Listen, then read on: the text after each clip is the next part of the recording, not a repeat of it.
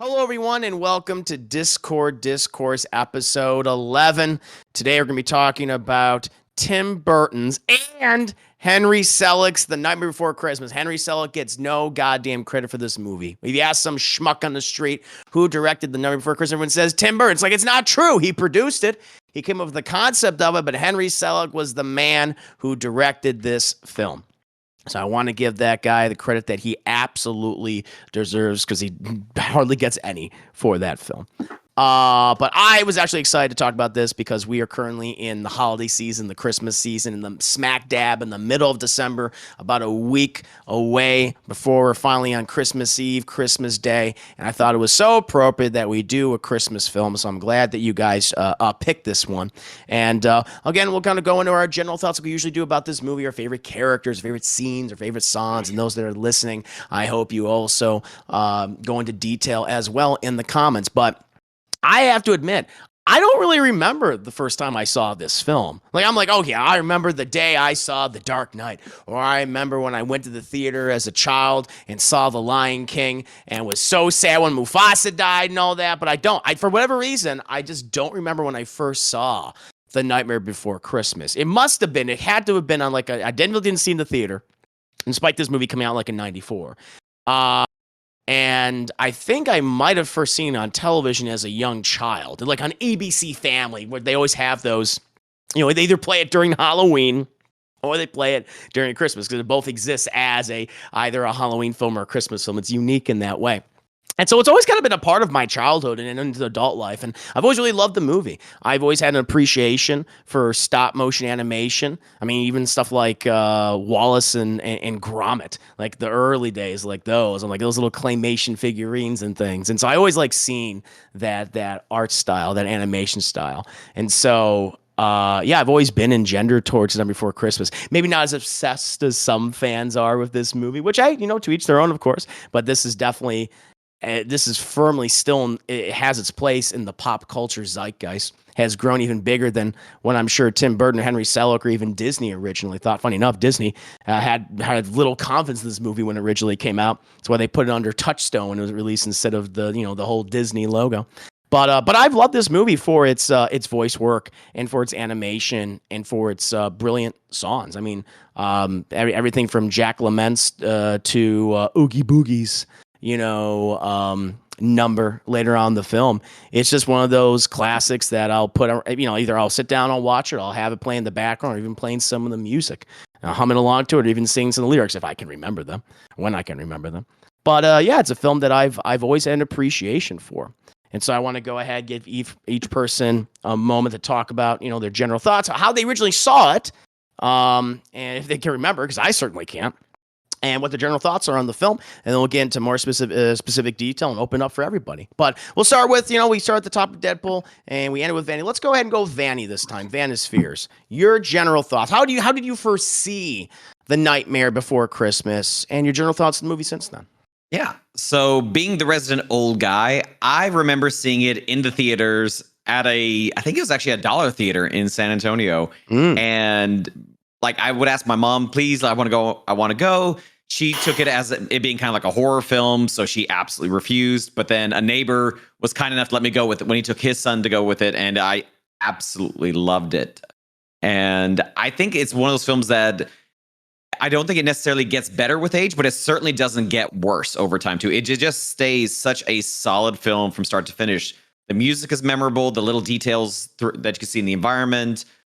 Jack Skellington, it has become such a meme that he's launched a million Hot Topic stores and Spencer's Gifts. So we were talking before recording. It just creates such an iconic character and world that it's like I can still watch it to this day and just feel like I was like when I was 10 years old and sitting in that movie theater. So absolutely love it. Nice. It just has that aesthetic where it just ages well. Yeah. Claymation is a huge skill, and they knocked it out of the park. Agreed. Newsy Ducky, about yourself. When did you first see this movie, and your general thoughts on the film? I think I was 13. So it was like 17 years ago. Yeah, it's been a while. Well, the last time I saw it was just today, just to refresh. Nice. I actually I like it. It kind of reminds me of the James and the Giant Peach movie. It's I also love James and the Giant Peach, so that definitely reminds me of that. I actually like all the songs there, especially the one with Sally. And yeah, I mean, it's a fun it's a kids movie to be honest. So um, I like it. Yeah, Nice. Very good. yeah. Very good. MZ, what about yourself, good sir? How did you originally see this film? What are your general thoughts on it since then? So the first time I saw it was actually today. So I'd never seen the movie before, and matter of fact, my first like introduction to like any of like the characters, because I think I've seen like the character models, but like actually knowing their names and things like that, I didn't know that until I played Kingdom Hearts 2, because I think you could go into that world in that game. But after watching it, it's one of those things where you always hear something, like you always hear like songs or you hear like dialogue, and you're like, and you just don't know where it came from. And so when I was watching this, like when the movie opens, and it says this is Halloween, I thought that was just like a Marilyn Manson song. And so when I heard it, I was like, oh, Marilyn Manson. But I was like, oh, I really like this. And so and also there was more music in it than I thought. I didn't know it was so heavy on music, but I still really enjoyed it. The animation I really liked. Like I like how they have Jack Skellington, and how his during his song, like when he's walking, it almost looks like this like spider like figure going around. But yeah, really. Oh, and I also liked how they're like doing like science to figure out Christmas. And so yeah, overall I really enjoyed it. Probably not as much as most people, but I did really enjoy it. It's funny you bring up how you were initially exposed to it. Like I wonder if people who hadn't seen the movie, they initially said, oh yeah, it's the shirts I saw on Hot Topic with that guy and the Frankenstein zombie girl and stuff, or Kingdom Hearts, which I know. So it's in Kingdom Hearts 2. That's the Halloweentown level. And one. Yeah. And one. Okay. Yeah. I wonder. Yeah. So I wonder if it's if that for a lot of people like our age, like millennials who are big fans of the Kingdom Hearts games, like that's how initially exposed to that movie. So that's pretty unique. I'm glad you brought that up. Kaz, about yourself, how did you first see this film, and your general thoughts on it since then? To be honest, like I didn't see it in its entirety until this week when I was watching it for this. But wow, cool. I did see clips of it and I heard songs from it as I was growing up. I don't know why, for some reason, as a young child, I didn't hear of it at first. Probably maybe my parents didn't want me watching a Christmas movie that had Halloween and no Jesus and all. No, but like, I always did gravitate towards the creepier stuff like Addams Family or James and the Giant Peach was able to watch. And this gets right into that. I enjoyed watching it. It is very much a kid's movie, but I also liked that because while there are these moments that kind of combine creepiness, there are parts of the movie where like the stakes get higher and it gets genuinely dark, and it actually caught me off guard with how actually scary some of these moments are. And I thought it was a really great movie, and of course the animation blew me away. There's nothing quite like stop motion. I wish there were more of that. I always appreciate when a stop motion movie is about to come out, because it's because one is, it can be both pleasing and I think disturbing to the eye, because there's something like a little unnatural about it. Whereas like with 2D animation or 3D animation, it's a lot cleaner, right? With stop motion or claymation, there's almost like a little, otherworldliness to it, which I always like that. It's like it's always a little kind of like ominous to me. And even though it can be so childlike, it can be a little disturbing. It's funny that you bring up the fact that your parents might not have wanted you to watch this movie, because that was Disney's concern. They thought it was too dark for children, and they were expecting this not to initially do very well.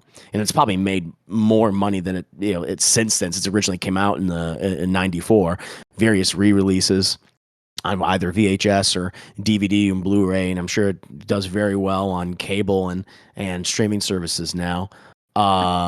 But yeah, I wouldn't be surprised that, you know, a lot of parents were initially kind of like, I don't know about this, it looks a little sketchy, and I get that.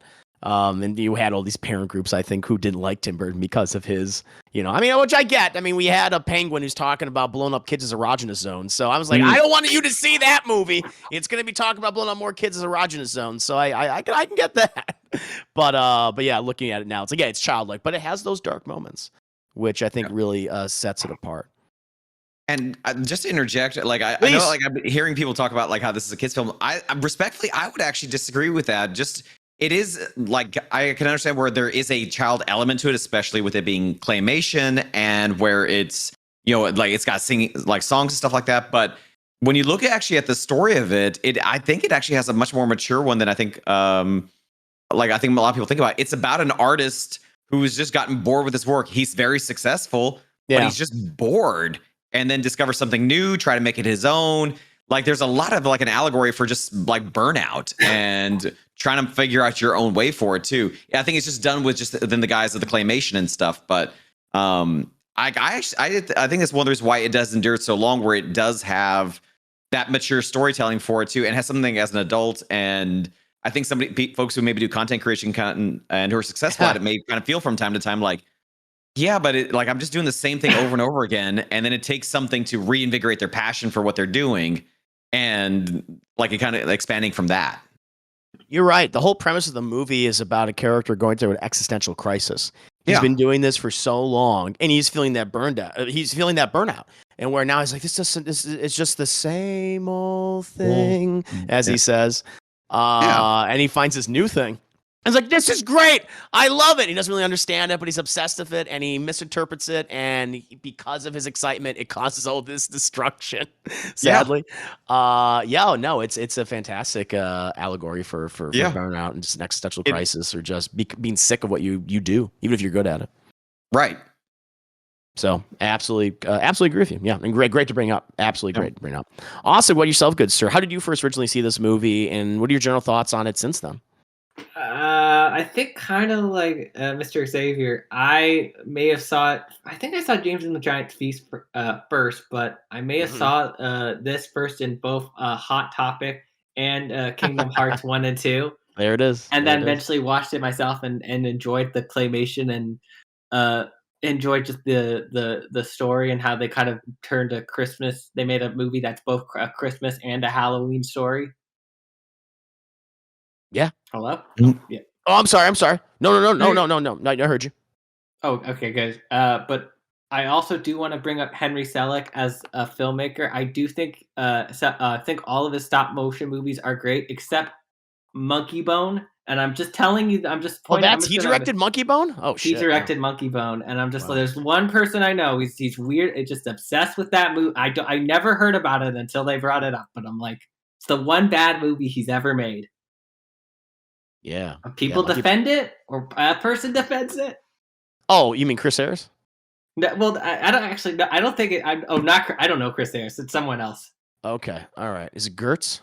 No, I don't know if it's Gertz. It's not anyone in the double toasted community. Oh, okay, interesting. I know that. Like, I respect the hell out of Monkey Bone for being so unbelievably weird. Like, I will give credit for credit's due. That's a weird movie made by a weird dude.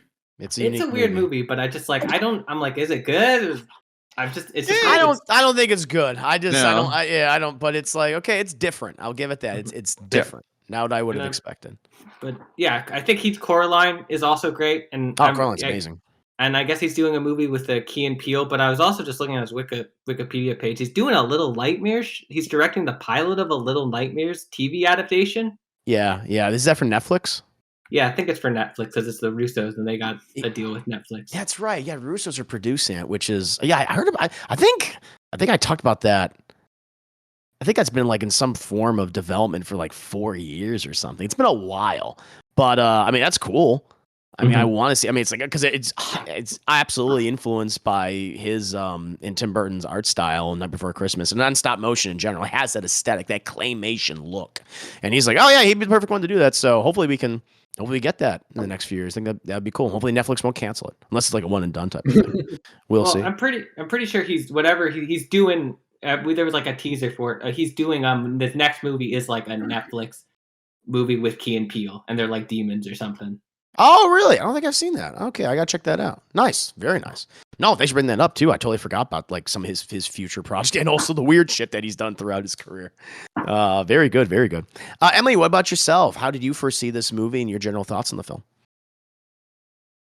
I actually just finished watching it like maybe an hour ago.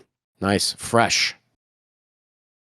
I'm not sure when I saw it as a kid. It was so long ago. It was just one of those movies you saw on TV in passing, or just it was on in the background, but I never really watched it all the way through until a little while ago. I mean, I can't say I'm gonna be I don't know. I don't want to be controversial here. I want really big different opinions. I want to get into a discussion. I'm gonna be against everybody here. You're wrong for saying this thing. I didn't really like it that much. Okay, that's cool. Tell us why you didn't like it. Blasphemer. I mean, we all know how weird Tim Burton is. We're not going to sit here and be like, but compared to other Tim Burton films, to me, this one just felt strange to me. I don't know if it's because of how popular Jack is, or just maybe it's because I'm not that fond of Christmas. I mean, I like Halloween, but in general, it's like I didn't really feel all that bad when he, took over Christmas, and it's just like the songs It was a dope Christmas, right, Emily? That would have been like the coolest Christmas. I've never celebrated Christmas, but I'm like, if Christmas was like that, that would be awesome. Like, I thought the whole movie was like, hey, wrong Christmas, congrats, he did his job. Yeah, I was like, no, and he saved Christmas at the end there. It's just like, I wasn't really a fan. I'm not gonna sit here and shit on the movie unnecessarily. No, please. I mean, even Jack if we talk is a about cool these, character. I like Jack. He's a cool character, but it's just like, to me, it's just, I don't know. It's kind of boring. We're going to go into more detail, especially about the characters. I do have some criticisms of these characters, even characters that I like, and what they do in the film. A lot of some criticism that's directed towards this movie is that it's Tim Burton being Tim Burton. It's the same things that we've seen him do, even though it's Henry Selick, but it's taking Tim Burton's designs, taking Tim Burton's world, taking Tim Burton's story, and like, okay, here you go. I mean, Tim Burton has very much pigeoned. I mean, it's when you see it, Tim Burton's like, yep, that's a Tim Burton movie. Typically, it's like, yes, we'll have an anomaly like Ed Wood, or maybe Big Eyes, but other than that, it's like when you're watching a Tim Burton film, he has a specific aesthetic that he features throughout his movies, types of characters, art design, production design.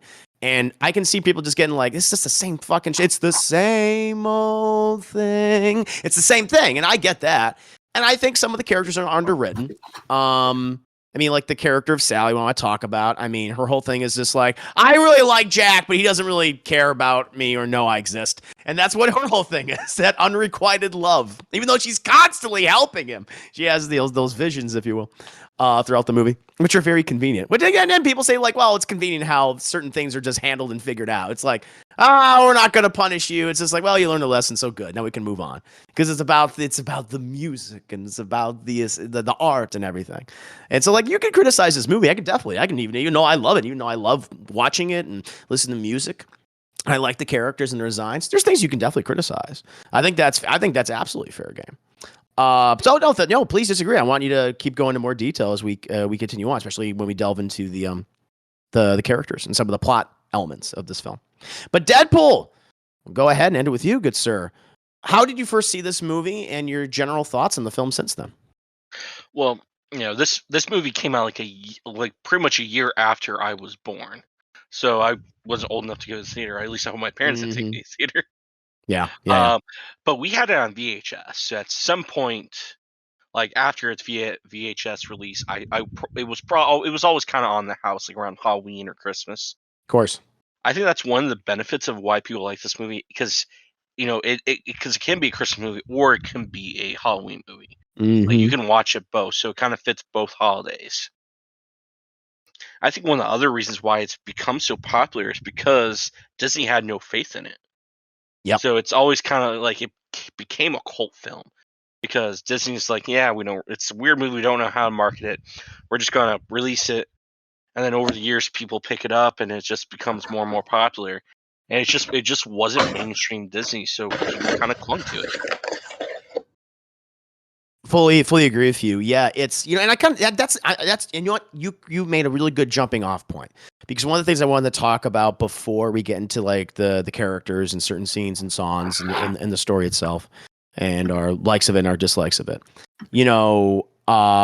The fact that this film is still a cultural phenomenon nearly 30 years later. I mean, it's going to be 30. Yeah, it's 30th anniversary is going to be in 2024. That it has like this voracious fan base that continues to promote it and consume it and buy products. Whether it be a Jack Skellington T-shirt or a Sally cosplayer, it's like this still continues today. Are you guys? This is general, open up to anybody, but are you surprised at how popular this movie still remains and how people are just clearly obsessed with it and just wear merchandise from this film, or created from this film? Personally, I'm not.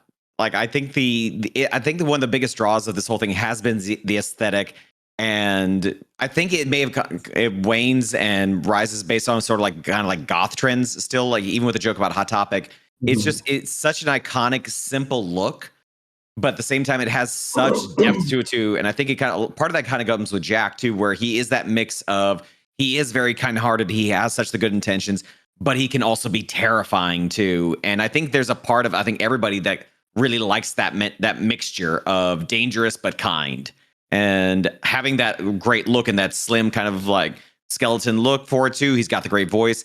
It all just adds up to just a very marketable piece for the right audience. And that audience was also just a big part of like the 2000s. Like that's the Linkin Park, Limp Bizkit sort of generation.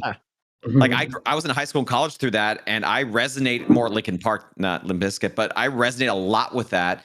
And with that came with I think the resurgence of Nightmare Before Christmas, and it just kept clicking. And that's why I made the comment earlier, like why it stands the test of time so well, because there's just so much aesthetically attractive about it that you just like if you're into it, you can't help but stay into it. Very good points. Cassie, did you also want to bring up something? Yeah, kind of going off that. I think it's the aesthetic, so combined with something else that Vanny mentioned about how Jack is an artist and going through burnout, and how there are mature themes in this movie. And I think because mature themes are in there and woven in a way that kids can understand, and so I feel are coded as neurodivergent, and I think it appeals to kids who probably are like social outcasts. I would say, like Jack and Sally both they're kind of quirky. They kind of don't have social skills in their own little ways, and I think everyone's kind of touched on that. Like these characters are definitely flawed, but I think a lot of people have latched on, like a lot of goth kids and emo kids, like they are that way because they're just trying to find a way to express themselves, and they're sorting out their emotions and all these identity crises, and also just trying to grow up. So I think this really appeals to that. It's a Disney movie and it's not afraid to be. Yeah. Right. It's the struggle of trying to fit in. What are you going to say, Vanny? Or to express yourself in a way where you don't feel ostracized. Yeah. And I think it starts right in the beginning with the first song of Halloweentown, and there's talk about, I'm the ghoul hiding under your bed, teeth ground sharp and eyes glowing red. I'm the one who you call who's there. All that stuff that's really kind of evokes that darkness. But there's also a line that one of them sings that, but we're not mean. And I think especially if you're a kid who may have been ostracized or an outcast, and you may start to dress, like I went to friends and I was one of those kids in high school who wore all black, and I wore like leather wristbands, and nobody understands me. But at the same time, I'm also like, I always like that one little line of like, but I'm not mean. It's just no one's really giving me a chance to get to know me either too. So yeah, like fuck off. But I won't say no to somebody who want to have a conversation, but you didn't want to. So I like that it gives you the balance of like, you can be goth, but also you can be kind. And I think that's also Tim Burton's thing as well, where he grew up being that quote unquote weird kid where he liked all these, old monster movies, and he always identified with the monster or with these protagonists who are offbeat and strange. And he clearly wanted to make that a huge part of his film career. And he wanted to show, obviously, children that it's just it's totally okay. It's good that you like these things. It doesn't make you a freak, if you will. And so, I think, and he's always been good about that. Right? You definitely hey, I'm in the corner of the weirdos, if you will. So anyone else have any thoughts on the popularity of it? Yeah, and I got two things. First one is like with Jack. He's the Pumpkin King. Everyone loves him, but at the same time, he feels isolated and alone. It's not until the end of the movie where he actually finds someone who he can relate to, which kind of adds into what you guys were talking about with the whole like the outsider kind of thing. Even though Jax, he's the most popular person in town, he still has a hard time trying to find somebody who he can relate to. True, right? So it's a struggle. And my other thing I want to bring up, which is kind of unrelated to this, is the runtime of the movie. Short. Yeah, it's what, 76 minutes long? I think so. Which I think is kind of a double-edged sword. Because one, it hits every beat it needs to hit, does some pretty good songs. It doesn't overstay its welcome. But I think also at the same time, which it's probably because of how expensive it is to make the movie with stop motion, how long it takes. So they didn't want to stretch out longer than they had to. But I think they sacrificed a lot of character development, story development by having a shorter runtime. And they cut some corners with the story. They definitely do that. Like, they have the whole element where Sally has visions. It's not explaining as to why at all. She just does. And she just knows something's wrong. And she just knows. And she seemingly is able to show up at certain places and to thrust the plot forward. So you're not wrong about that at all. I think that is a very valid criticism of the movie, that it's just like, all right, well, we know what you're here for, and so you don't mind these conveniences with the story or just character dynamics can change on a dime like nothing. So very good points. I was going to mention that. Also, wasn't this movie kind of revolutionary? Like, I know up at this time we had other like claymation, like claymation has been done before this movie came out, but I feel like this movie like popularized claymation, because it feels like anytime people talk about claymation, they refer to this movie, similar to when they talk about like with Space Jam, like when they talk about cartoons and live action, they always refer back to Who Framed Roger Rabbit. Yes, that's a good question. I know it was nominated for, because this is before the Academy had like a best animated movie category. I know this was nominated for best visual effects, I want to say. So it clearly had an impact in that regard, and critics and audiences recognized it. And I'm sure it definitely inspired a number of animators in general, whether they were stop motion or not, or claymation or not.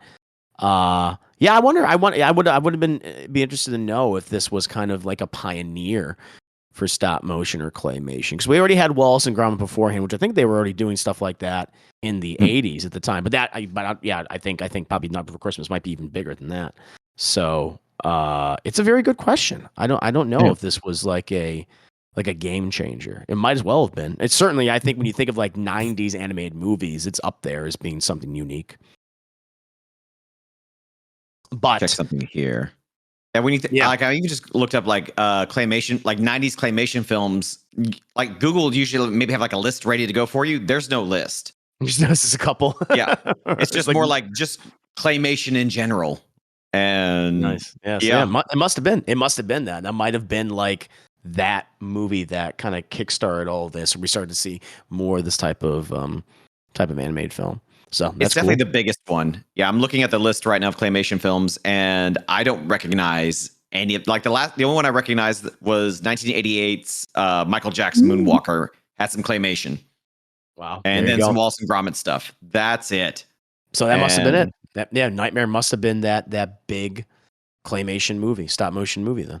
Yep, and the only Makes one sense. till Chicken Run in 2000. Like that would That's say right. that had that Chicken same Run. level. Chicken Run was Right. huge. Chicken Runs was Yep. huge. I remember that one. So, yeah, I think if you had to pick like what have been some of the most influential stop motion animated films of the last decade or so, or 20, 30 years, I would probably say Night Before Christmas is up there. Coraline is up there. I would say Kubo and the Two Strings is definitely up there. Chicken Run, of course, and maybe Fantastic Mr. Fox, maybe not so mainstream, but those other ones certainly. Yeah, it's definitely rare to see. We don't get a stop motion animated film every year or something like that. It feels like every few years. It's kind of scarce. Kubo is actually it's not considered it's not claymation. It's just considered stop motion instead. Okay. Mhm. Yeah, there's a more subgenres of this animation style, if you will. Yeah, worlds within worlds. Yeah, world within worlds. Great way to put it. Moving on from kind of just, and we can go back to it. I imagine we'll continue to reference it as we go along. We're going to talk about specifically some of the characters, of course. And there's a lot of characters in this movie, but I feel like primarily the focus is on 4 in particular.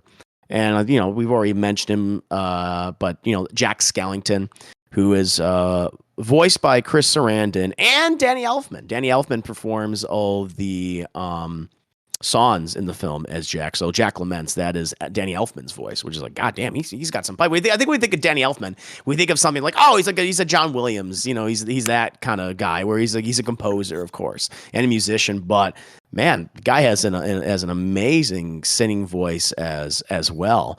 But as we already kind of brought up in regards to Jack, if you guys like read into some of the, I don't know if this is like Tim Burton's ideas for the film or what his origin story was for some of these characters, but have you ever visited like the Nightmare Before Christmas wiki into what like like how they like might reference what he originally was beforehand? Has anyone done that before? Years ago, I kind of know what you're talking about, but like, there's something weird about this. Yes, there's a lot of these characters have like really dark origin stories, and where they kind of live. So they have, as we see in the movie, there's the very different towns in these little dimensional pockets. So we have Halloweentown, which is where Jack the Pumpkin King resides. This is the domain he rules over, and you have Christmastown, which is what Santa Claus, that's where he rules over, etc., etc. We see Easter at one point when we see the Easter Bunny guest star. He's just fucking horrified. It's like, get me out of here. I think Valentine's Day. Like, I would love it if they ever did a sequel, which I don't know if they ever will, but if they ever did do one, I would love to see what these other worlds would look like. That'd be really cool. So like, we got a hint at Easter, but what about Valentine's Day? Thanksgiving has a door, I think, as well. What's that turkey world look like? It'd be very interesting to me. Yeah. But apparently, and again, I don't know if this is Tim Burton's ideas, or this is just fan creation, but Jack Skellington was a human at one time, but he was burned alive and executed. And where every festival, after every Halloween, and the movie shows this, how it's like, this is Halloween, and we see him with his pumpkin head, and we see him burn away, and his skeletal remains is what we finally do see, and it's referencing his origin when he first comes into Halloweentown, and it's like, well, that's really dark. Yeah. Really disturbing, where it's like, yeah, that's why I'm a skeleton, because all my flesh and internal organs were burned off when I was a living human. And I think they have it for like several other characters as well. Like Oogie Boogie has an origin story. Sally's a cadaver. That's what she is. She's made by Dr. Finkelstein, just put together like Frankenstein, very much Frankenstein's monster. And I think, some of the other characters, like the mayor's was a corrupt politician. That's why he's two-faced constantly throughout the film, because politicians are two-faced, get it? And there's some other characters too, like the children were like murdered because they ate poison candy. So like Oogie Boogie's children that he has as little helpers, like, all right, this is some dark, weird shit. But I remember the Jack Skellington one always just kind of it stood out to me because of how disturbing his supposed death was before he became the Jack Skellington proper. But I did want to talk about this character. I mean, we already discussed him to great lengths, but if anyone has any additional thoughts, I want you to bring them up. But I love the fact that he is just definitely going through this existential crisis where, again, he's very good at what he does, but he's so sad inside. He's sad. He's bored. This was his destiny. This is his life, and he's just like, I don't want to fucking do this anymore. I need something else. I'm inspired, and I love how it's like it's not even the love of a woman. That's not even what interests him until it's like, oh shit, oh maybe I am in love. I don't know. I guess at the very end of the film, but he wants to find true meaning. I think, yeah, like you brought up Vanny, you brought up Casfe. That's what I think we all want in our lives is like true meaning, something that does inspire us and makes us want to live on. But any other thoughts on Jack Skellington, the Pumpkin King?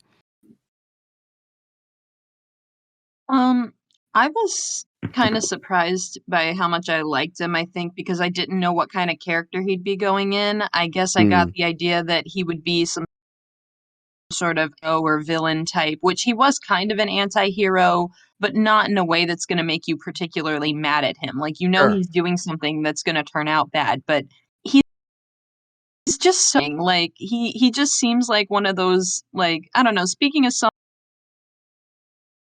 someone who has likely on the autism spectrum and all that, he just seems like one of those really over enthusiastic types of ADHD kids who hasn't had the life stomped out of them by society yet. He's so fascinated by things, especially like when he discovers Christmas for the first time. It's such a cute little moment.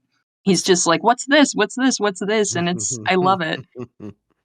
It's very adorable. No, I agree with you where he almost is because like, okay, is he gonna, because basically design and the fact he's a ruler of Halloweentown, so he's going to be mischievous, he's going to be might be downright evil, but he's not those things. I think his curiosity bites him in the ass, and he gets a little overzealous, and he doesn't think things through. That's why he needs a good woman to help him think things through. That's what it's all about. He makes rash decisions. That's what it is, because of his excitement, because of how initially bored he was of his previous life, and that's why he makes choices. He's like, how about be the new Santa Claus? Santa Claus is gonna love him. He needs a day off. He's like, but did you even ask him? Did you even think to ask Santa Claus if he wanted to have a day off, a year off Christmas? It's like, no. So it's none of his things, none of the things that he does, I think, is of a nefarious nature. They are inevitably nefarious because him and his people are, I love how they're just like, what are you talking about? We don't understand this at all. Even he's like, he has to lie to them or at least exaggerate the truth to a degree to make them understand it in Halloween terms. I think it's very amusing. Yeah. I don't even think it's, sorry, go ahead. Oh no, I was just gonna say, I think with that day off stuff, he's the one who wants to day off. But go ahead, Manny. Yeah. Oh, good point. Yeah, I think it's more he's projecting his excitement to it, and you have everybody else who is just like I don't understand what you're talking about, and that's why even when he does his explanation, and everyone's asking these questions, like when he shows the stockings, like, is the foot still inside? They're like, fucking no, you put candy, like rotten candy? No, like it's just regular candy, poison candy, and he kind of steps off to the side and he's still like, God damn it, no one gets what I'm trying to say. Like, he's so enamored that he can't read the writing on the wall. It's a very Kojima thing, I think, overall. I think it's still there's why I keep going back to the analog of an artist is he's got this vision and he's trying to explain it to like his non-artist friends. He's trying to explain it to his casting crew and production teams. This is what I want to do. And they're like, I don't understand. This is not what we've done. And what do you mean a walking simulator? No, it's going to be good. No, it's like that. He's just trying to explain it, doesn't get it. And even though he's still saying like, okay, I'm clearly not explaining this right. He just was, fuck it, we're going to do it anyway. And so that's why you get the Making Christmas song and why it's even that one is probably one of the darker songs because it's good intentions, but they're not getting it. And no one is telling Jack aside from Sally, stop it. You're going to fuck up 2 holidays now. So again, it's even kind of just the artistic like passion for the sake of no one telling him to say no, or nobody listening. Yeah, no, fully agree. Great points to bring up. Does anyone have anything else they want to talk about in terms of like Jack or like moments with Jack that really stood out to them, or his character arc in general? Please. It's more about Danny Elfman, I guess, because I know you don't know music, Chris. He was in a band called Oingo Boingo before us, so. I think I've heard of Oingo Boingo. Yeah, so I think he does a really good job in the singing, and he does. I think that's kind of what also makes the character is just that he has really good. He has some good pipes, even though he doesn't have it. Any pipes. Like he doesn't have because he's all skeleton. I get it. Yep. Yeah. That was It's good. I think Danny Elfman. He speaking of reprisal, he recently did the Jack Skellington song again. I think it was like back in Halloween, I want to say, and he had Billie Eilish as Sally, and they were doing a duet of Jack's Lament. I want to say that happened this year, and I listened to it. I was like, God, he's still good. He still fucking has it. So they want to make a sequel, which I'm saying, like, I think you could. I mean, it's good as it's by itself, and who knows, Disney might fuck it up, or Tim Burton might fuck it up, or Henry Selick might fuck it up. But if they ever wanted to do one, it's like, well, they can, at least the music will be good. I know that for a fact. There's no question about that. Yeah. And I don't think, because moving on, because I wanted to move on from Jack. And of course, if anyone has anything else to say about Jack Skellington, then please go ahead and interrupt me and tell me to be quiet. I do have one more thing. I will be quiet. Go ahead, Tim. All right. Well, since we were speaking about Danny Elfman, like his girlfriend was working on the script for this movie, and they lived together at the time. No shit. So he was working with her on the script while he was helping write the music. And initially, he wanted to do the voice of Jack, not just the singing voice. Well, But, oh, go. No. I was just gonna say, I wonder, like, why? What's the big deal that didn't have him voice him too, since he did the sing voice? But go ahead.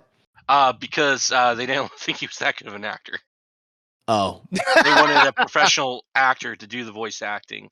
right. They compared his voice acting to Chris Sarandon, who did the actual voice, and it's just like he's just a better actor, which kind of ticked off Danny Elfman a little bit because he really wanted to do it because he helped the whole struggling artist thing is based off of him. Oh, wow. Like he helped create that character, and it's based off him as an artist. That's why the songs resonate so well with the character, because he wrote it while he's helping his girlfriend refine the script. What's his girlfriend? Because you said it was the screenwriter. Is it Caroline Thompson? Because I'm just looking up online. Just right now. Oh, look at that! Look at that! Wow. Yeah, which is funny because them knowing each other is how he got involved with the music.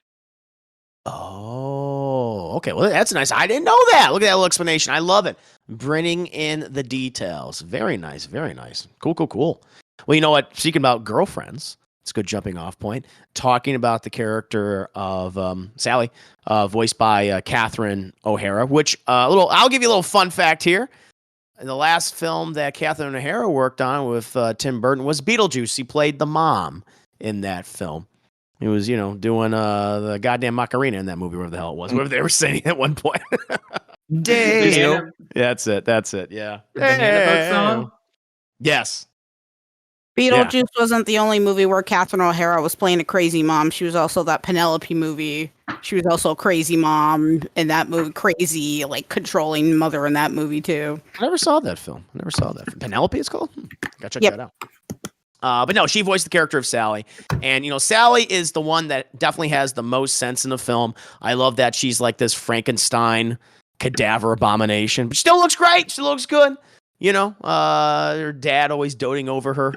Although weird how she always tries to kill him, trying to escape, because he's just like, he's one of those fathers who is just, I'm not going to let you outside. I don't want you dating boys. We're not going to have it. You're my little girl. And she's like, I just want to find a boyfriend. Like, that's her whole thing. And this unrequited love that she has for Jack, and Jack barely noticing her, except maybe on a couple occasions. I think Catherine O'Hara does a great job. I think her song is great, especially when they do reprisal again at the end, which is, incorporating her stuff with Jack Laments. I think it's beautiful. But she is definitely she's a mixed bag of a character, where I love that she has this common sense that Jack clearly does not fucking have. And, she makes the effort to save the day on multiple occasions. However, they do take some shortcuts with her. It's like, I guess she's just clairvoyant, and she's able to, like, all right, we need to do this now in the plot. And I was like, and yeah, that's brought. I think if we ever brought it before, I think maybe Deadpool you brought up, where it's like, all right, we only have like about an hour and 15 minutes of screen time, if that, and we got to keep going. So she's kind of given the a lot of the exposition type stuff. It's like, okay, here it is. I'm explaining this. Let's go. Next scene. I got to save Santa Claus. Oh no, I'm a damsel in distress. Jack, save me! My thick thighs couldn't distract Oogie Boogie long enough. So, I like the character, but there is some weird stuff that they do with her. There's some interesting choices, but controversial choices maybe. But anyone else have any opinions on the character of Sally? Likes, dislikes? Yeah, I love how resourceful she is, like with the way she uses her dismembered or detachable limbs, certain situations. Or I guess in that scene where she was tied up, Oogie was watching her. Maybe that's why she couldn't do it. I don't know. But I do like the parts where she's proactive and like one parts herself out a fucking window in order to escape and then stitches herself up at the bottom.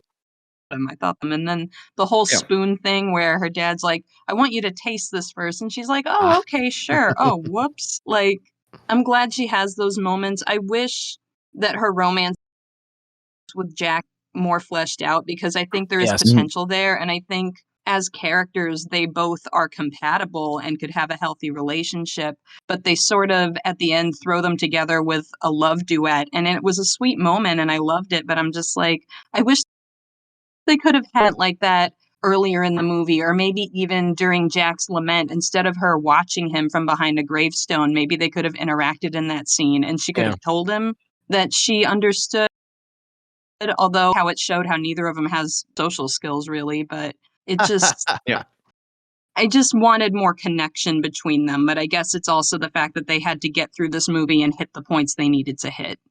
I agree. Right. I feel like they really did just rush it because you're in the moment when they have the reprisal at the end, the lament. I really like that. It for that isolated thing. But that's one of the big things I think would have really helped the film had they just had more interaction. And he just been aware, but he's just not. But you're right. They might be socially awkward. Go ahead, Vanny. Yeah, because there's the scene where Sally sends Jack the picnic basket, and inside's a bottle of wine, and then you see the little heart come out of there too. Right. So like she does indicate like, yes, I do have some sort of affection or feeling for you too. But I think to Cassie's point, I would have loved to have seen a scene at the very end when you're going up against Jack's up against Oogie Boogie, where she's the one who like lets out the string to Oogie Boogie to Jack, so he could be the one pull it. So she helps in the fight, right? Like something to show like they're working together and like they could have gotten through it. But yeah, that was I actually only have that one critique is just the romance at the very end. Just kind of like there needed to be like one scene afterwards where they actually generally do relate.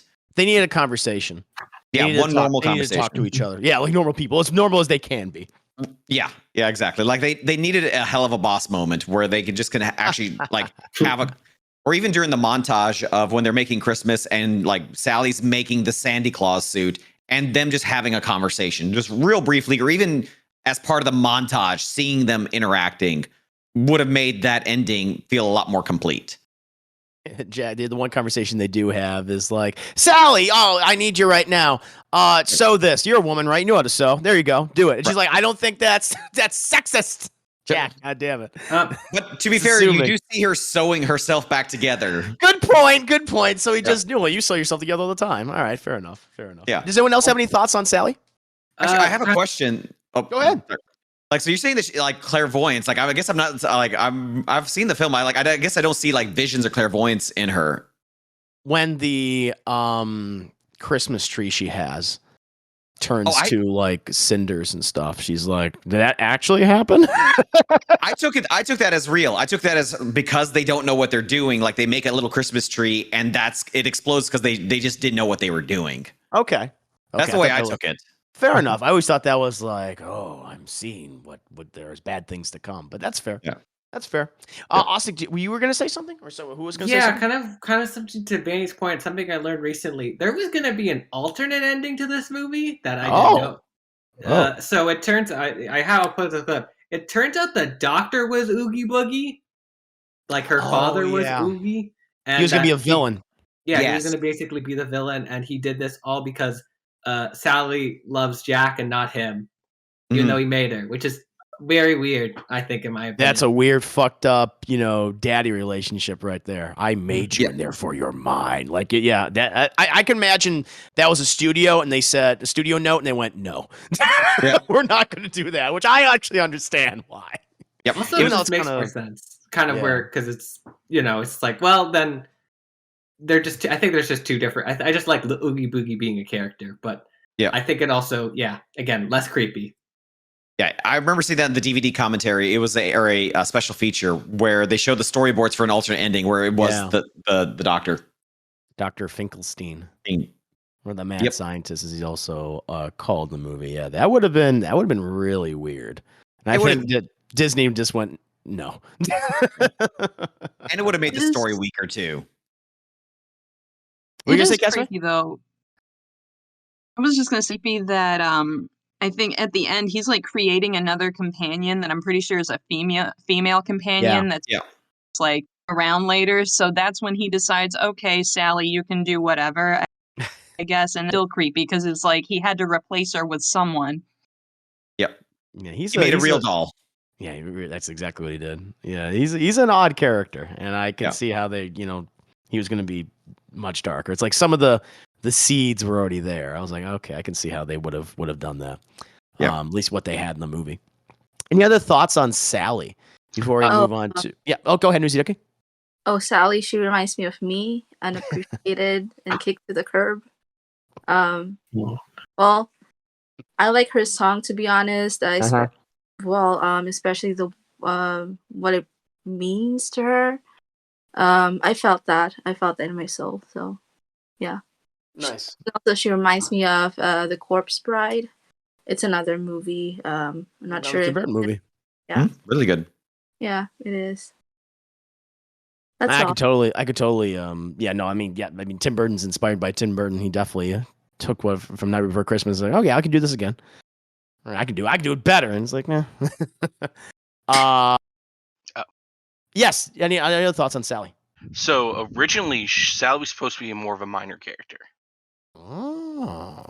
But Caroline Thompson related to that character a lot and pushed Tim Burton to let's make this like one of the more main characters, almost the second lead of the movie. And again, like she wrote the script while Danny Elfman was making the music, and they were working together. So a lot of elements of their relationship are these characters. Like she's Sally and Danny Elfman is Jack. So personal. Like Jack is this artist. Well, Danny Elfman is this artist making this music who wants to have it his way. And she's just kind of trying to wrangle him in and keep him in line. And you can definitely see that relationship between the two characters in the movie as well. Art imitates life so thoroughly. Nice. Very cool. I like all these little fun facts and little details you guys have. Very good. Very good. Well, moving on from Sally, unless anyone else, we can always go back to these characters too. But there's one other one I wanted to touch on, and we can go off to anyone else you wanted to mention if you thought like, I would like what they did with him or her or whatever. Oogie Boogie, who is the villain of the film, who has a fantastic music and dance number in the movie, voiced by Ken Page, who has been doing live performances of this character for decades since the movie originally came out. But he's like, oh yeah, we need a villain, which is funny because it almost feels like, does this film like need a villain really? Because it's just like it's a mistake that everyone made. It's like, it was a bit of confusion. Jack got overzealous. But Oogie Boogie does come in as this other element in the film who also resides in Hollywood, which everyone is fucking scared of, by the way. I don't know why Jack doesn't just deal with him. He inevitably does. He definitely does kill him. Or it's heavily implied that he kills him. But, I just love it because it also shows like a different type of musical number too, where it's very jazzy and bluesy and things. And I really like that. And his design is this sack that's actually filled with a combination of stop motion and real insects. I love this whole thing, and even his song and his torturing of Santa Claus, and his whole idea that like his thing is all about vice, about gambling.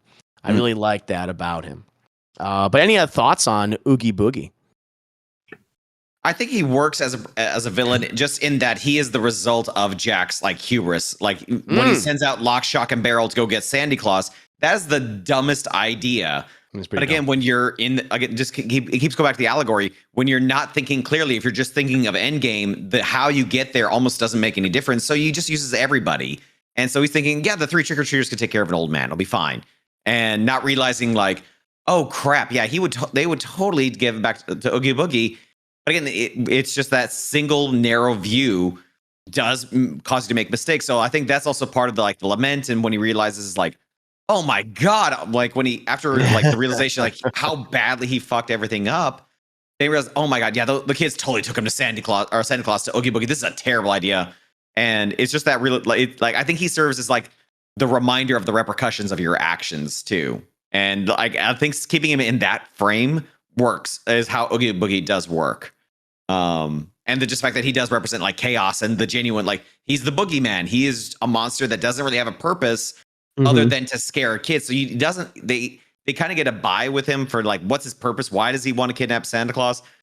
Doesn't matter. He's the monster under your bed. He's the boogeyman.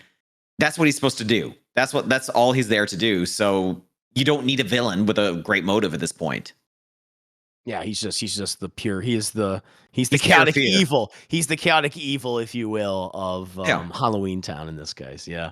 Any other thoughts on Oogie Boogie, the boogeyman? I loved the addition of a villain that raises the stakes even more, because I already knew I was going to get something dark. And the first maybe third of the movie, I was like, okay, this is cool. I like it. This is a good starter movie for kids who are into this kind of stuff. But then I think around the time that he gets more fleshed out, Jack's about to ruin Christmas for everyone and all that stuff. Like the stakes are getting higher, stuff's getting more and more disturbing. And I'm like, oh, okay, this has some bite to it. Mm-hmm. And of course, it really spices up the soundtrack as well. I love. It's just so creepy, and those creepy, like, glowy things in his mouth, too, and that scene with his death, or apparently he doesn't die. He comes back in the video game. That's right. It was the most disturbing scene in the movie. Yeah. No, it is. It's like Jesus. When it just takes off his skin, his burlap sack skin, and then all the parts of him start falling into that magma pit, that cauldron, that spinning weird magma cauldron that he has. Like, oh my God. So that is definitely the creepiest scene in the movie. Also, it kind of sets up a cool dynamic. Like, okay, there's clearly other players in these other towns, these dimensions that want total control. Oogie Boogie's like, I'm gonna get rid of Jack Skellington so I can rule Halloweentown, and I really like that there's this power dynamic. It's the Game of Thrones, if you will, of the Nightmare Before Christmas, which I think is really fun. Yeah. And it also does serve the dichotomy of Halloweentown itself, of being the playful kind of scary that you get in Halloweentown versus the actual genuine fear and that Boogie represents. So I do like the fact that they are on opposite sides. And I think that's actually why Jack keeps him alive too. Like he does serve a purpose. It's just that he overstepped. Exactly. And you fucked up. I got to kill you. Bad. Yep. Yeah. It's like, all right, you have one chance and you messed up. That's a good point. Those kind of keep him in like a prison area. Do you notice that? It's like, where it's like, all right, we'll keep you down there. You stay down there. Like, they don't let him out often, or the kids like feed him. They feed him like mutated bugs and shit. I was like, okay, that's interesting. It's just like, how does this world work? Always so curious. But yeah, he is very much an agent of chaos. Any other thoughts on Oogie Boogie?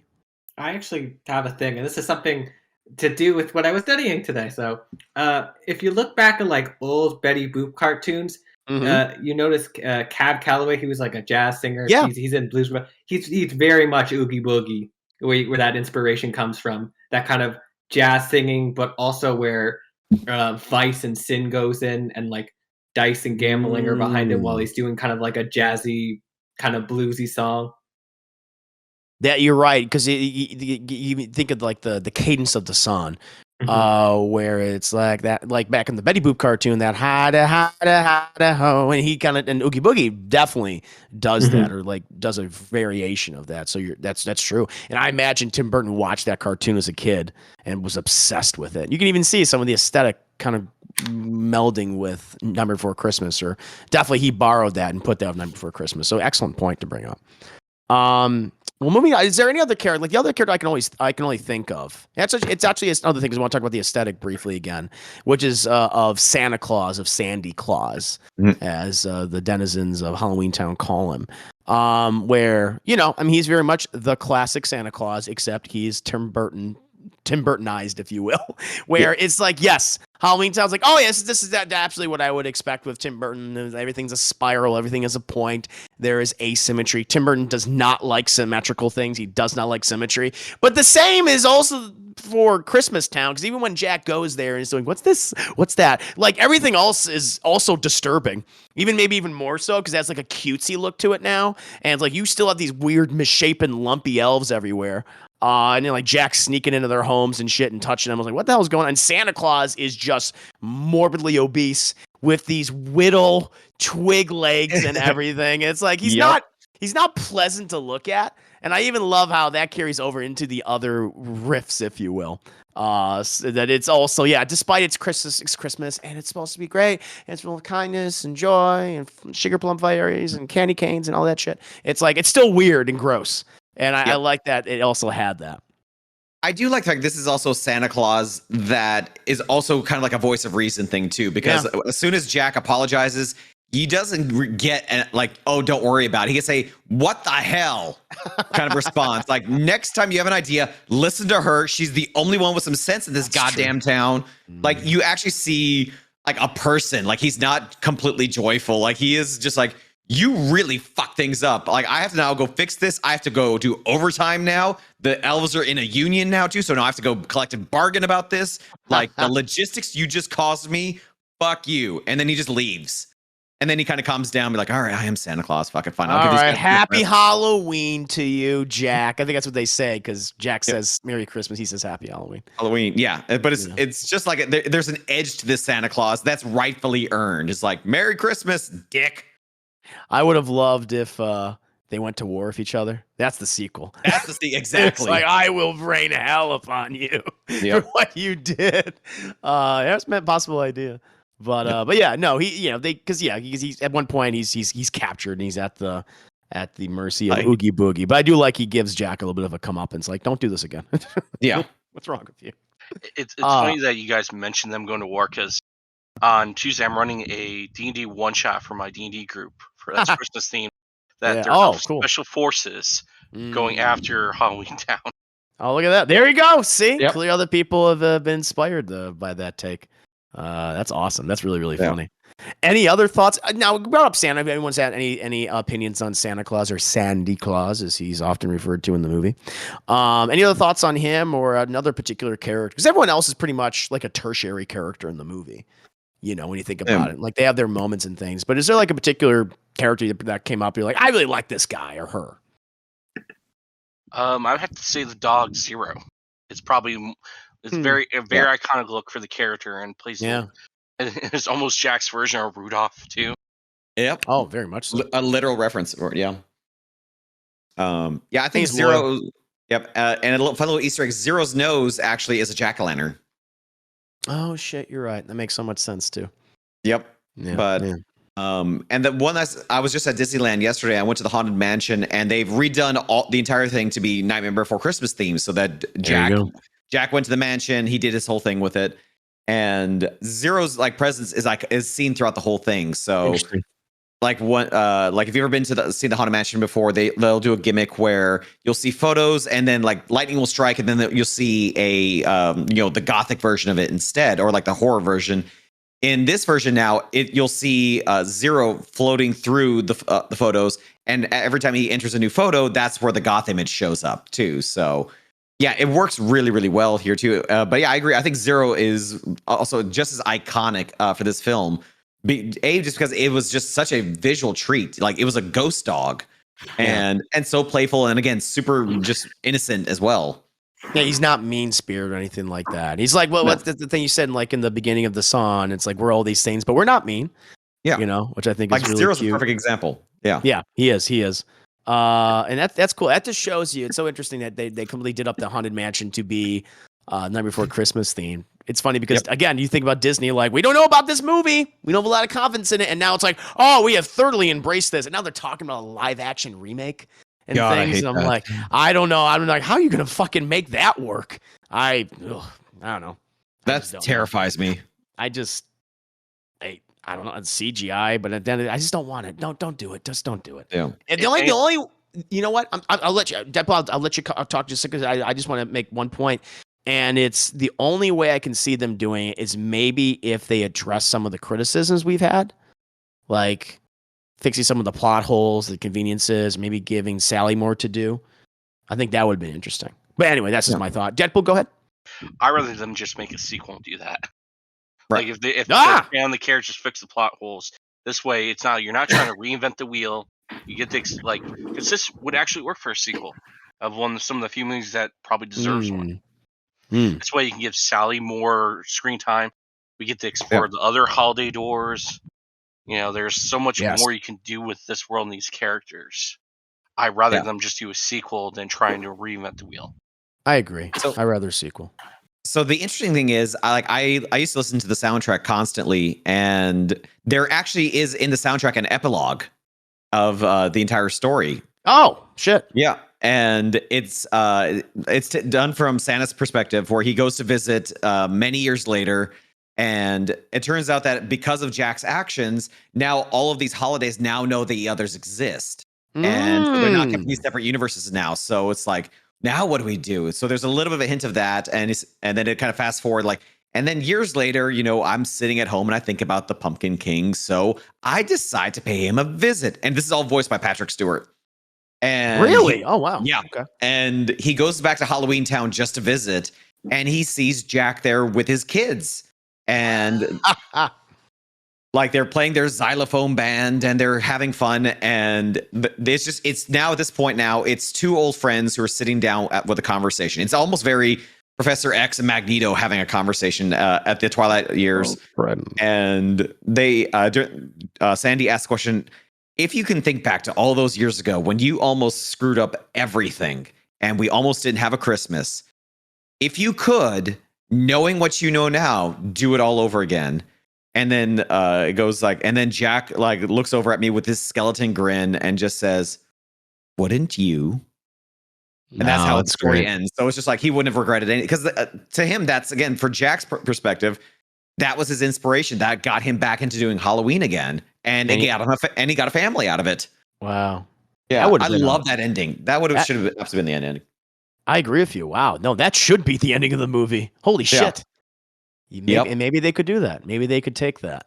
I think there's something there.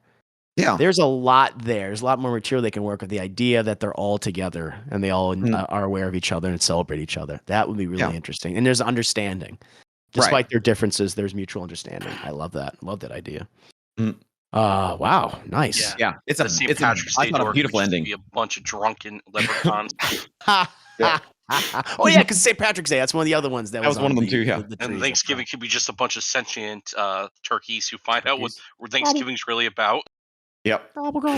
That's all they would do. That's all. It's based on. Well, it's based on one good Thanksgiving, and between the Pilgrims and the Native Americans, and they never celebrated it again. Yeah. Yep.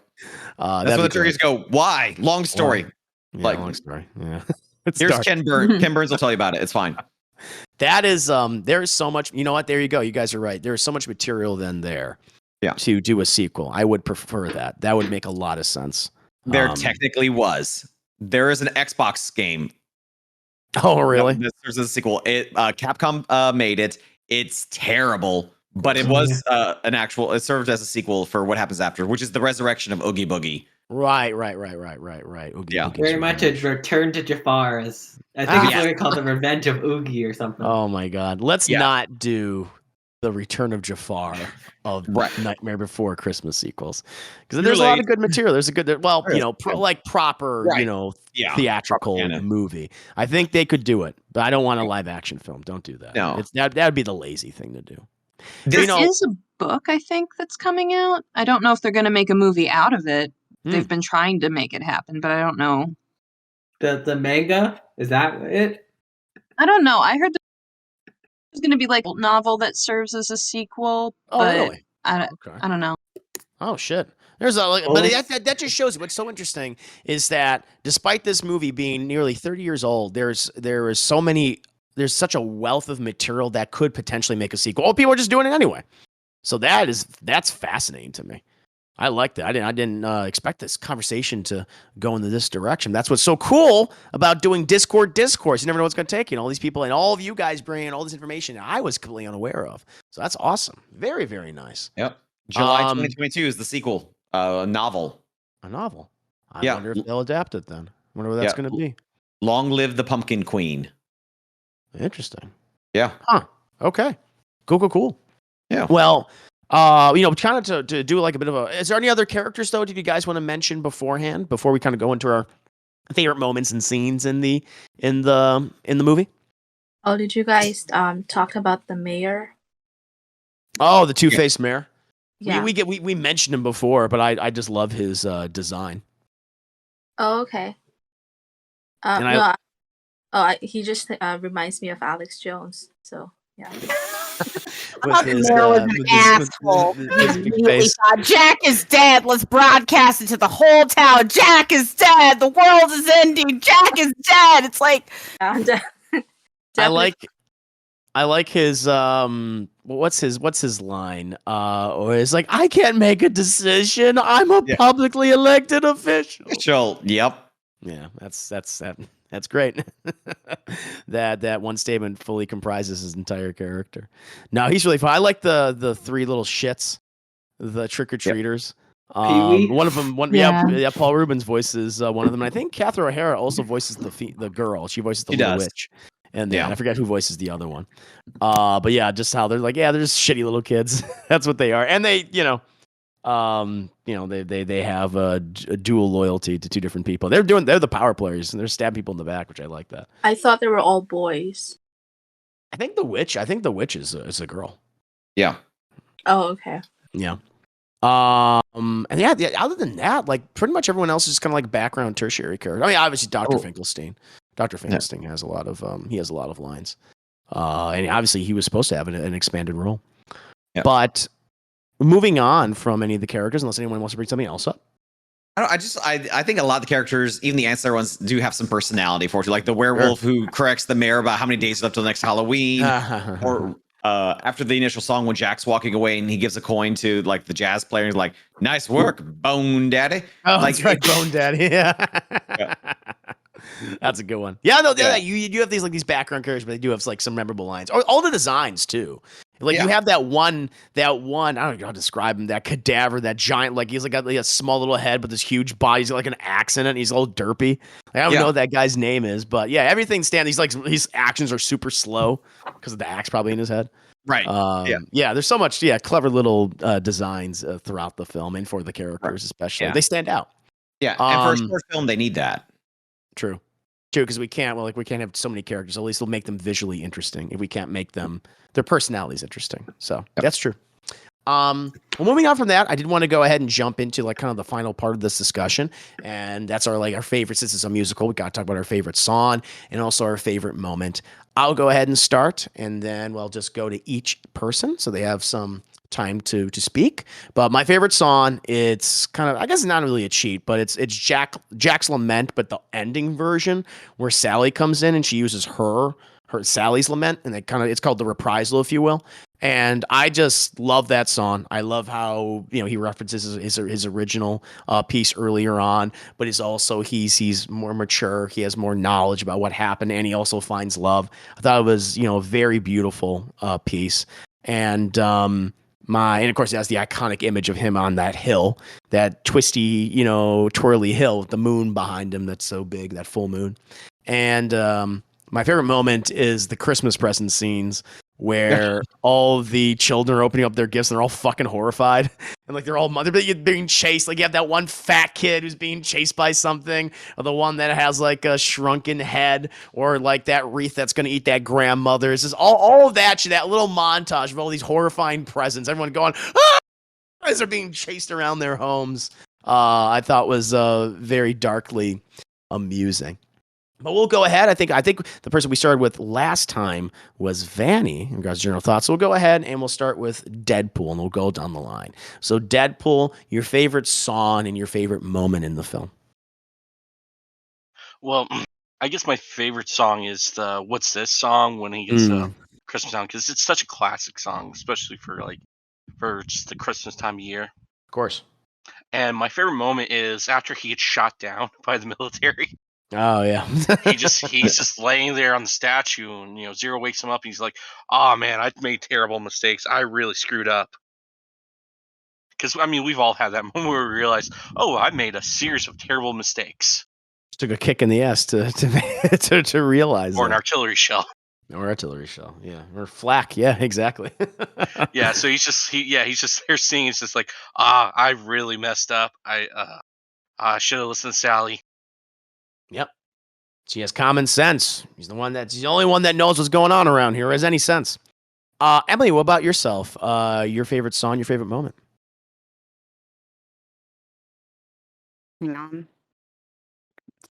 Like Oogie Boogie song. It was like always like a good villain song. My favorite scene was the mayor having a panic attack and flailing down the stairs at the beginning of the movie. It's like, Jack, where are you? He's very roly poly. I think that's He's like, the fat person fell over. It's hilarious. Oh yeah, that's always fun. Austin, what about yourself? Your favorite moment, your favorite song? Sorry, I was just looking at. I think my favorite moment. Favorite moment. I like the vampires when they're playing hockey in the snow. Oh, that's a good one. Yeah.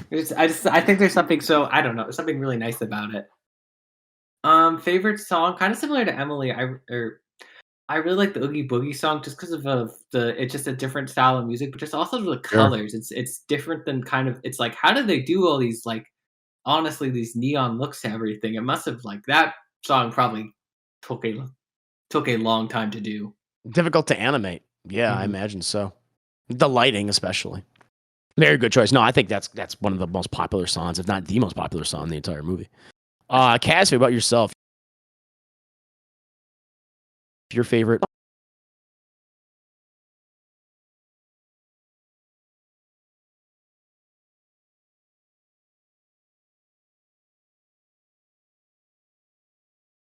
Well written. It also had a stream of consciousness feel because she's kind of talking about everything, at the end, she kind of veers into talking about Jack, which is very in character for her. But up till that point, she's kind of just talking about what everything is. And it just feels like a realistic way to process one's thoughts. And something about it really hit me. And I love the little moments with Jack and with Zero. Like when Jack is on that statue, he's kind of dramatically draped over it. He was it's very theatrical. And I also like Zero's introduction is that he's coming out of a grave where the stone's shaped like a dog. He's coming through the door, and I just love that. And I was immediately intrigued by him. There's a lot of great little visual gags in that, but I agree with you. Sally Song is great. Catherine O'Hara does a really good job. And I like, she's speaking her mind, and she's the only one that seems to be honest with herself. M. Xavier, about yourself, your favorite moment, your favorite song. So my favorite song is the first one. This is Halloween. Yeah, I just like it, and also because I've heard it so many times before. But my favorite moment is probably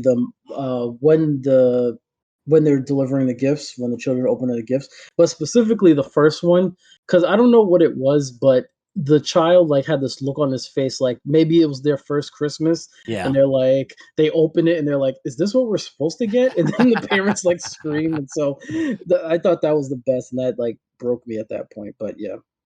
Same. Yeah, the Christmas present scene is one of my favorite moments, and I love that that kid's just experience that 1,000-yard stare. That expression kills me as well. Newsy Ducky, your favorite moment, your favorite song in the movie?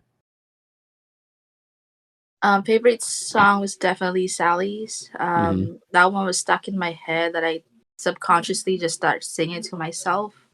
It's kind of it's a nice little lullaby, I would say. And favorite scene, I would say the intro. It reminds me so much of Coraline. Yeah. And I think when Jack was kind of teleporting to the Christmastown, that little scene with the spirals, it definitely reminds me of Coraline. It has so much similarities to that. And I think that's all I have. Yeah. I think one day we're going to have to talk about Coraline, because I agree that's a great stop motion animated movie. It is, yeah. Yeah, so I think we'll definitely again, like I always say, if you have any suggestions for a future film, send them my way. It can be anything. It doesn't have to be themed. I just put up things that I think might be relevant to talk about, like for a particular week, if there's like a release or like a TV show or a movie that came out. But again, it can be anything. It doesn't matter. Whatever you guys want to talk about, send it my way. Coraline would be great for a discussion. I've not seen that movie in a very long time, because it came out like in the 2000s, right? Is that 2007? So yeah, it was a while ago. I don't think I've seen it since then, so I need a little bit of a refresher. But no, thanks for bringing that up. And Vanny, wrapping up, good sir. Favorite moment, favorite song in the film? Both are the same answer. The original Jack's Lament.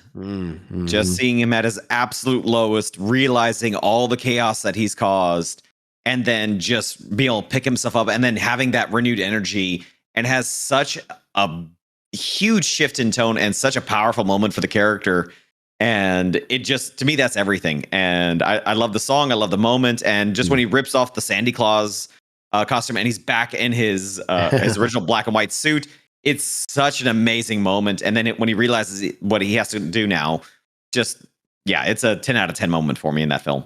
It is also probably the one where he's doing Jack Laments, the first version of it, not the reprisal. Yeah. But it's probably the most famous image of the movie.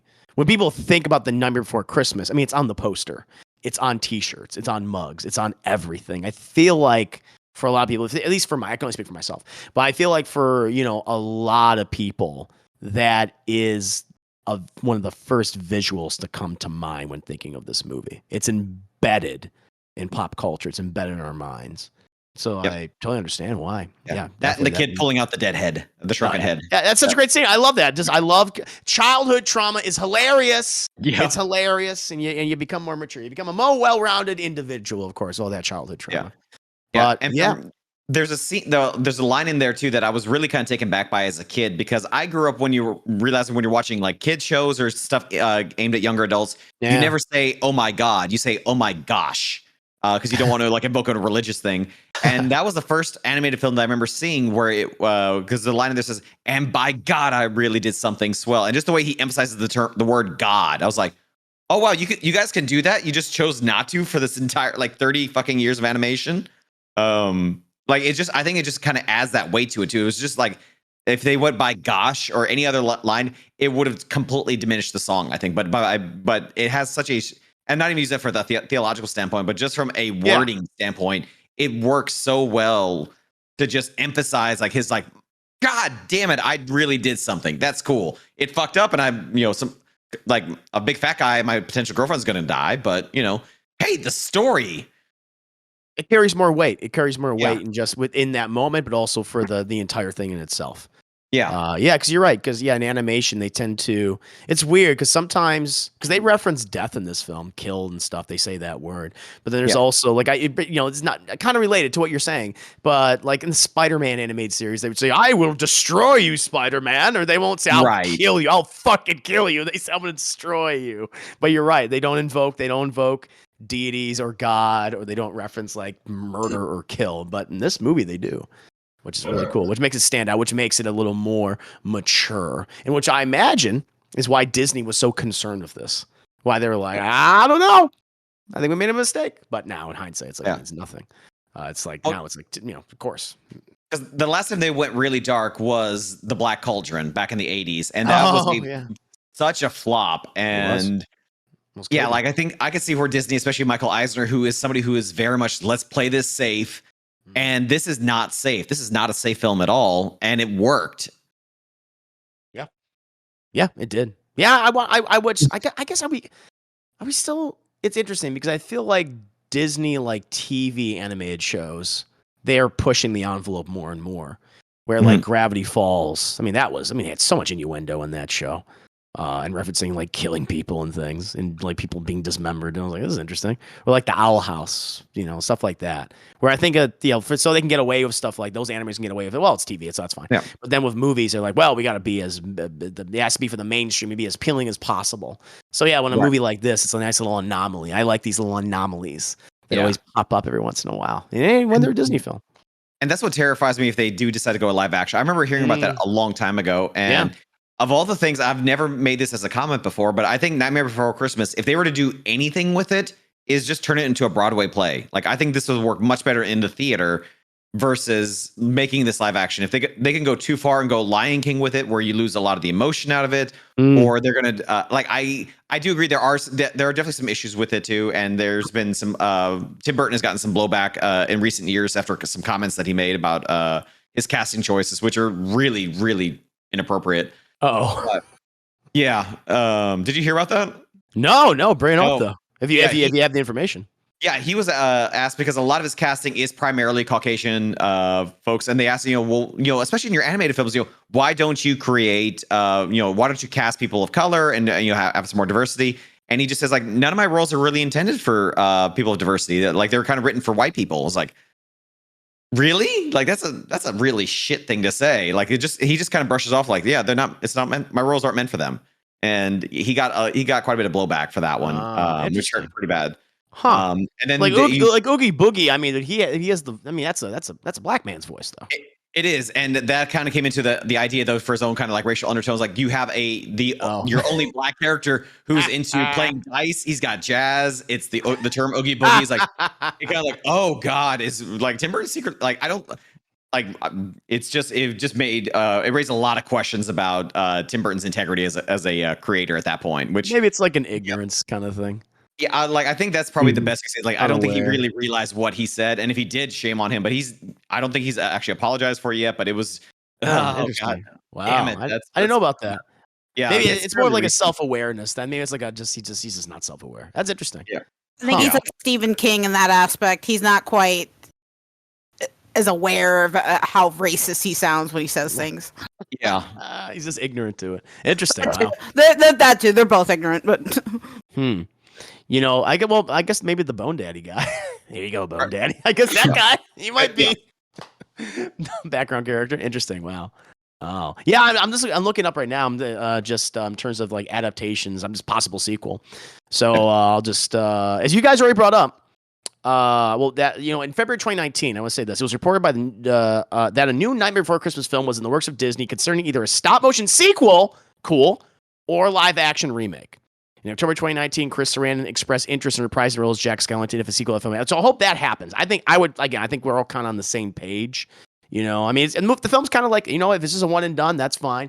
But if they had to do something else with this material for a film, I think a sequel makes the most sense. And to your guys' point before, I just want to reiterate, on February 2nd, 2021, it was announced at Disney Publishing that a sequel was given to the 1993 film in the form of a young adult novel written by Shema Earnshaw.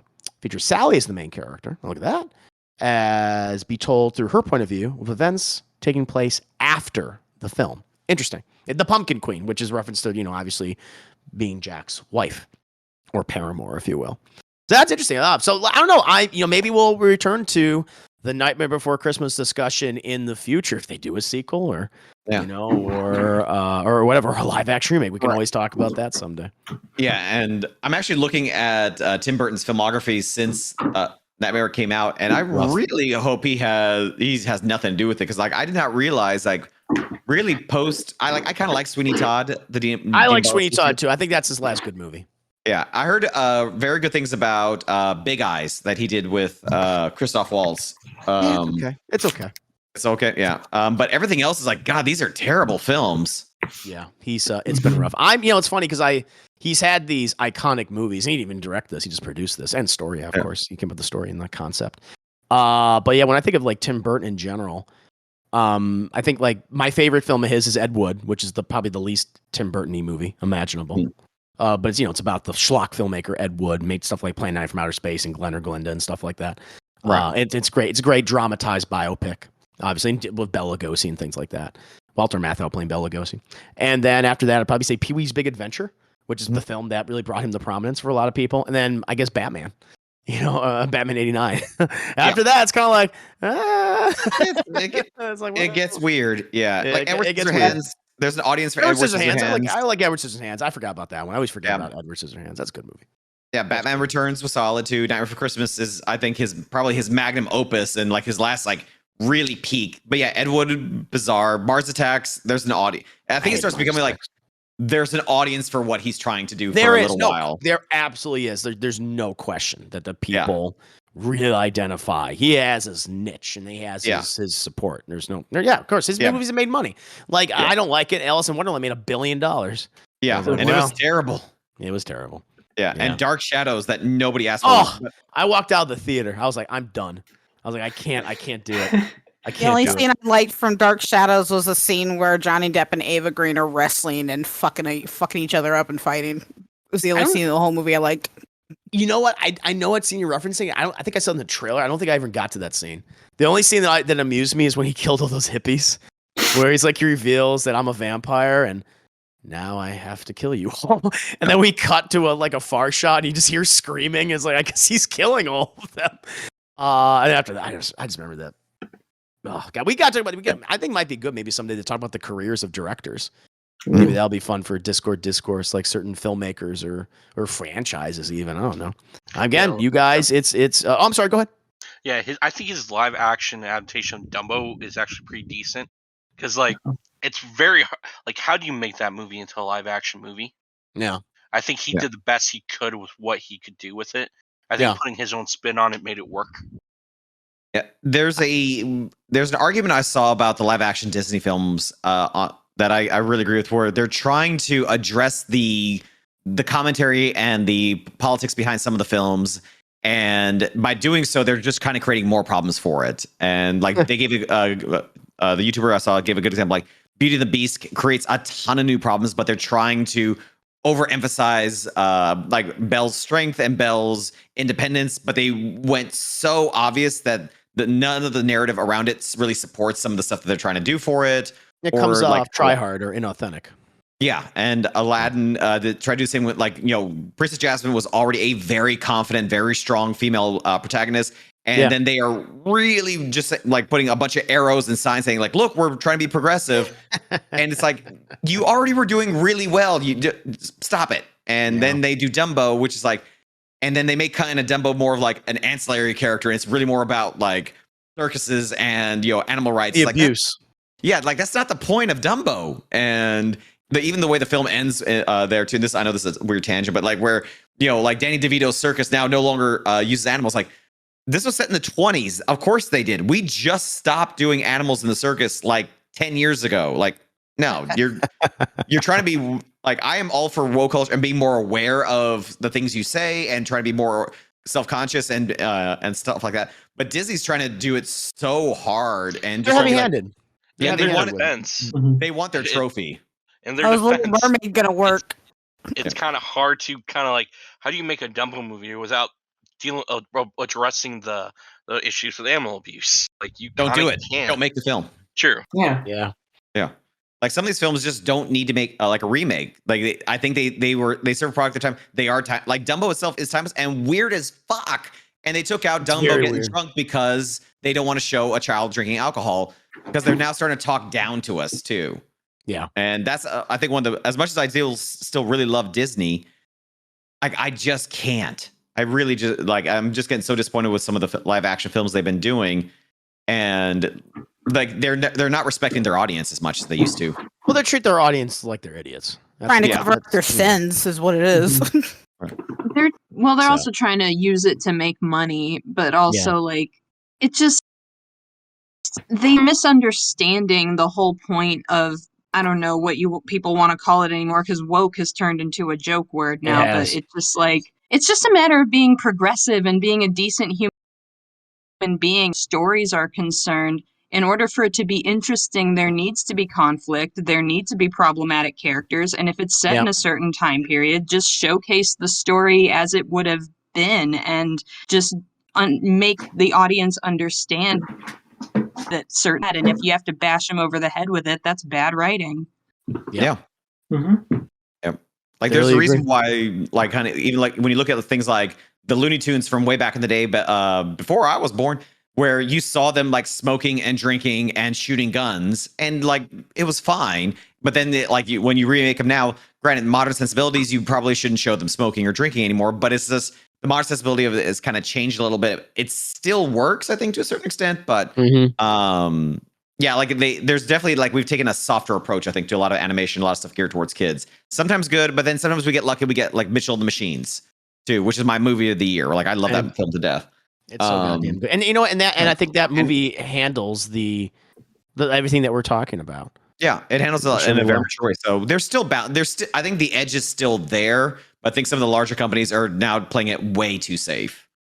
Yeah. Like no one asked for Space Jam 2. Nobody asked for that bullshit. No. Well, I think part of the issue is like they know that they're going to make money regardless of if it's a good movie, because they know there's a baked-in fan base. Yeah, like you do any of the live action Disney movie, you're going to make a set amount of money just from the name alone. Right. That's true too, and that's the part where it just like I think as companies have gotten bigger, and it does like the production costs behind making a film now have gotten so astronomically high. You have to play it safe now, because if you mess up, then you're going to get a John Carter, and like Disney lost a ton of money off that one, or a Lone Ranger where they went super weird and super horrible. And it cost them a ton of money for it too, and by that point, that was also like they're really banking on Johnny Depp at that point, which by that point was a huge mistake. Mm-hmm. It's what happens is with a lot of these big companies, and Disney is they've had this problem in recent years where we need to make a film for everyone, but the fact that you do that, then you would never really make a movie for no one. Because then it's just not appealing any capacity because it's so bland. Thanks, the industry's changing because of streaming. There's no video rentals anymore. Like rentals are like a small fraction of the sales now. Sure. Go back to 10, 15 years ago. That's where they made a lot of their money.